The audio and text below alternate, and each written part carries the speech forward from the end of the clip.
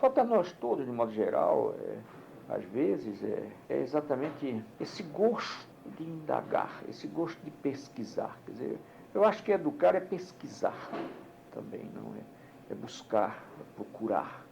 Mas ainda ontem, por exemplo, num dos cursos de pós-graduação da PUC, de que eu participo, na última sessão, uma participante do curso, professora de ciências numa escola do governo, numa escola oficial, ela falava, por exemplo, de como trabalhou durante um certo tempo, não sei se este ano ou no ano passado, com estudantes do segundo grau, uma certa compreensão da ciência, por exemplo, simplesmente saindo com eles, inclusive, eu não me lembro agora o nome do rio, não foi o Tietê, foi um outro, que ela foi visitar com os alunos o rio, e passeou com os alunos na margem, pôs a mão, aventurou-se, e não há educação sem aventura, não há existência sem aventura, aventurou-se de pôr a mão na água, e então quase que ela pegava a poluição mesma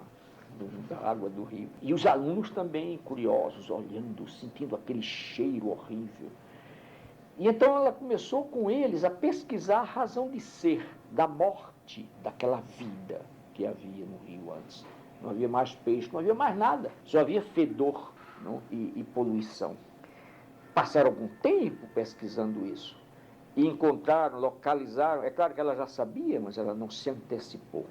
Então, os alunos terminaram descobrindo de onde é que vinha essa poluição toda e localizaram as matrizes dessa poluição, que eram algumas empresas multinacionais e que proclamam que estão no Brasil a serviço do povo brasileiro. Então, quer dizer, era a contribuiçãozinha, no mínima, dessa empresa multinacional, matando a vida das águas. Mas ela falava também, por exemplo, de como isso levou aí aos alunos a uma pesquisa no mapa para saber a fonte desse rio, de onde é que ele vinha, os caminhos que ele percorria, o que é que ele podia fazer ou deixar de fazer com suas águas nas margens, nas margens que ele tinha, o leito em que ele corre, por exemplo. Quer dizer, então daí estudaram peixe, afinal de contas, estudaram a vida e a morte da vida, fazendo uma análise, sem materiais outros, senão a curiosidade aguçada, a pesquisa bibliográfica, a ida aos mapas da região e do estado, entende? E ela agora nos disse que o passo seguinte vai ser agora o de ela com os estudantes tentarem encontros agora com a professora de geografia, por exemplo, para fazer um esclarecimento, uma análise boa, uma geoeconômica desse rio, e a partir da análise dele compreender o fenômeno a nível mais geral, quer dizer, abstrair, e também a tentativa que ela vai fazer de encontrar-se com a professora de biologia também, ou que façam mais um pouco disso. Quer dizer, afinal de contas, há toda uma possibilidade aí que já é interdisciplinar, não? E que poderia ser agora, por exemplo, essa própria escola poderia ter registrado essa pesquisa com fotografias, por exemplo, com a feitura de um set de slides, um conjunto de slides, em que as crianças estavam, os adolescentes, pesquisando no rio com a sua mão na água, isso, aquilo. Quer dizer, afinal de contas, registrar a busca que esse grupo fez com essa professora. Entende?